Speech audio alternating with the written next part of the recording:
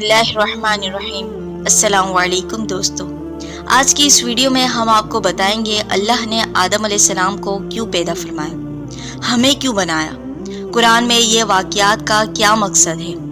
अल्लाह ने इंसानों और जिनों को अपनी इबादत के लिए पैदा किया है। अलबत्ता उसे हमारी इबादत की कोई ज़रूरत नहीं, बल्कि हम उसके मोहताज हैं। अल्लाह ने इंसानों को खूबसूरत बनाया और उसमें रूह फूंकी।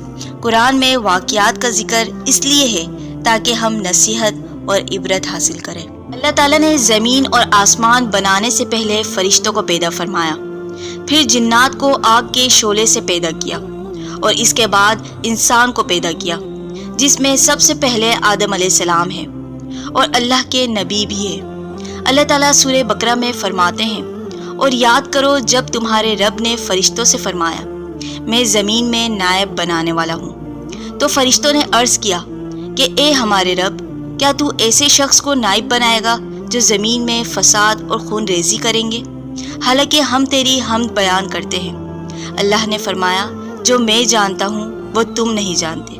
फ़रिश्तों ने एतराज़ नहीं किया था। फ़रिश्ते अल्लाह का हर हुक्म बजा लाते, अल्लाह के हुक्म की नाफरमानी कभी नहीं करते थे।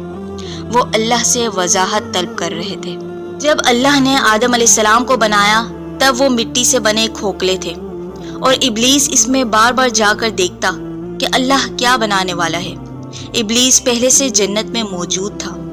पहले वो अच्छा था, लेकिन दुनिया का पहला जिन था, फरिश्ता नहीं। जब अल्लाह ने हज़रत आदम अलैहिस्सलाम के अंदर रूह फूंकी तो सबसे पहले सर के अंदर से जान शुरू हुई, तो आदम अलैहिस्सलाम को छींक आ गई। तो अल्लाह ने हज़रत आदम अलैहिस्सलाम को ये कलमात सिखाए। सबसे पहले अल्फाज आदम अलैहिस्सलाम ने अल्हम्दुलिल्लाह कहकर अल्लाह का शुक्र अदा किया। अल्लाह ने आदम अलैहिस्सलाम को तमाम दुनियावी चीज़ों के नाम सिखाए, फिर उन चीज़ों को फ़रिश्तों के सामने किया और फरमाया, मुझे इन चीज़ों के नाम बताओ अगर तुम सच्चे हो। फ़रिश्तों ने अर्ज़ किया, ए अल्लाह तू पाक है, हमें इन चीज़ों के नाम मालूम नहीं है। जितना तूने हमें सिखाया है, बेशक तू ही बड़े इल्म वाला और हिकमत वाला है। अल्लाह ने फरमाया, ए आदम अब तुम इन चीज़ों के नाम बताओ। तो आदम अलैहिस्सलाम ने सबके नाम बताए जो दुनियावी चीज़ें हैं, आग, पानी, आसमान, ज़मीन वगैरह। अल्लाह ने फरमाया, क्या मैंने तुम्हें नहीं कहा था कि मैं आसमानों और ज़मीनों के गैब जानता हूँ, और जो तुम जाहिर करते हो और जो तुम छुपाते हो। आदम अलैहिस्सलाम अपने आप को बहुत तन्हा महसूस करने लगे। एक मर्तबा आदम अलैहिस्सलाम सो रहे थे और अल्लाह ने आदम अलैहिस्सलाम की पसली से बीबी हवा को पैदा फरमाया। जब आप नींद से बेदार हुए तो आपने पूछा, तुम कौन हो? जवाब दिया गया, औरत। आदम अलैहिस्सलाम ने कहा, तुझे किस लिए पैदा किया गया है? हवा अलैहिस्सलाम ने कहा, आपके लिए। जब फरिश्तों ने देखा कि आदम अलैहिस्सलाम से बातें करते तो कहा, एक और नई मखलूक पैदा की गई है। फरिश्तों ने आदम अलैहिस्सलाम से उनका नाम पूछा। उन्होंने फ़ौरन जवाब दिया, हवा। फरिश्तों ने कहा, उनका नाम हवा क्यों रखा गया है? आदम अलैहिस्सलाम ने फरमाया, क्योंकि उन्हें एक ज़िंदा चीज़ से पैदा किया गया है। जब अल्लाह ने फरिश्तों से कहा कि आदम को सजदा करो, फरिश्तों ने सजदा किया सिवाय इब्लीस के। अल्लाह ने इब्लीस से कहा, तुझे सजदा करने से किस चीज़ ने रोका? इब्लीस ने कहा, मैं आग से बना हूँ और ये बदबूदार मिट्टी से। अल्लाह ने उसे उसी वक्त जन्नत से निकाल दिया और अल्लाह ने फरमाया, तू जन्नत से निकल जा और तुझ पर मेरी क़यामत तक लानत है। इब्लीस आदम अलैहिस्सलाम का दुश्मन हो गया कि मुझे इसकी वजह से जन्नत से निकाला गया और अल्लाह से मोहलत मांगी।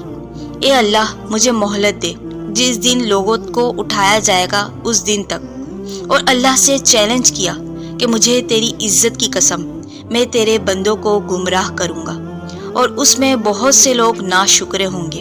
अल्लाह ने फरमाया, मैं तुझे और तेरी पैरवी करने वालों को जहन्नुम से भर दूंगा। उसने आदम अलैहिस्सलाम को बहकाया, उस दरख्त का फल खा लो। अल्लाह ने इसलिए मना किया है ताकि तुम फरिश्ता ना बन जाओ, और ये फल खा लो, और ये फल खाने के बाद तुम्हें कभी मौत नहीं आएगी। और उन्होंने फल खा लिया जिसका अल्लाह ने मना किया था। फल खाते ही उनके 70 वाज़े हो गए और वो पत्तों से अपने आप को ढांकने लगे।